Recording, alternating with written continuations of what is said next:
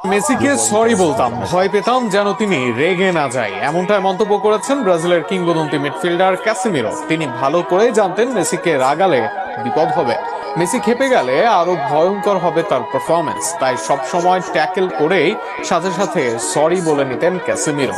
একজন মাদ্রিদ কিংবদন্তির চোখেও মেসির অনন্য ক্ষমতার বর্ণনা নিয়ে থাকছে প্রতিবেদন।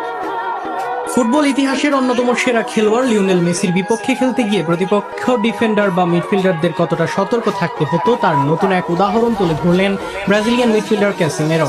সাবেক রিয়াল মাদ্রিদ তারকা জানিয়েছেন, মাঠে মেসিকে কখনোই রাগিয়ে দিতে চাইতেন না তিনি, কারণ একবার মেসি খেপে গেলে তাকে থামানো প্রায় অসম্ভব হয়ে উঠত।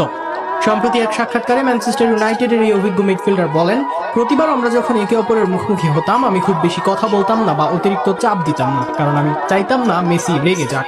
হাসতে হাসতেই ক্যাসিমেরো আরো বলেন, আমি ট্যাকল করার পর সঙ্গে সঙ্গে বলতাম সরি সরি, কারণ তাকে থামানো অসম্ভব।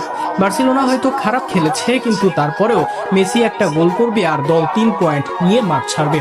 মেসির প্রতি ক্যাসিমেরোর এই স্বীকারোক্তি ফুটবল ভক্তদের মাঝেও ব্যাপক আলোচনার জন্ম দিয়েছে। দীর্ঘদিন এল ক্লাসিকোর উত্তেজনাপূর্ণ লড়াইয়ে মুখোমুখি হয়েছেন এই দুই তারকা।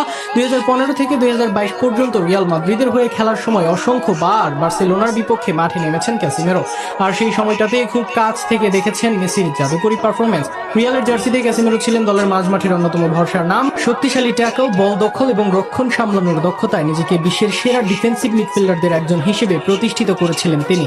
স্প্যানিশ জায়ান্টদের হয়ে 336 ম্যাচে 31 গোল ও 29 অ্যাসিস্ট করেছেন এই ব্রাজিলিয়ান।